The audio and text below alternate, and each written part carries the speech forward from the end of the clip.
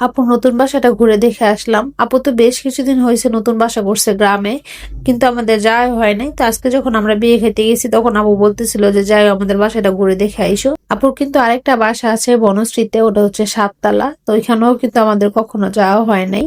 তো যাই হোক, আপুর বাসাটা কিন্তু খুবই সুন্দর হয়েছে। আর দুলাভাই কিন্তু খুব যত্ন করে বাসাটা বানাইছে। যেটা হচ্ছে আমার দুলাভাই, উনি আমাদের ঘুরে ঘুরে সম্পূর্ণ বাসা দেখাচ্ছে। তো আপুর বাসার মধ্যে কিন্তু 4টা বেডরুম, আর 4টা বেডরুমের সাথেই কিন্তু 4টা করে বাথরুম আছে, আবার একটা বারান্দাও আছে।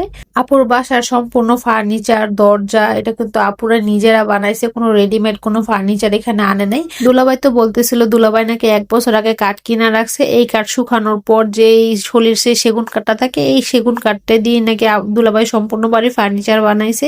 আসলে এরকম সাজানো গোছানো একটা সংসার কিন্তু প্রত্যেকটা মেয়েরই স্বপ্ন থাকে। আর এই যে এটা হচ্ছে আমাদের আপু, মানে আমার হাজবেন্ডের ফুফাতো বোন।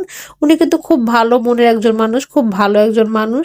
তো যাই হোক, আমরা যে আপুদের বাসায় আসছি, আপুদের বাসাটা দেখার জন্য আপু একদম অস্থির হয়ে গেছে আমাদের কি রেখে কি খাওয়াবে। আমাদের জন্য কিন্তু আপু আগেই দই মিষ্টি আর এনে রাখছে। আমরা কিন্তু মাত্র বিয়ে বাড়ি থেকে খাওয়া দাওয়া করে আসছি, তারপরে কিন্তু এগুলো আপু আমাদের জন্য এনে রাখছে।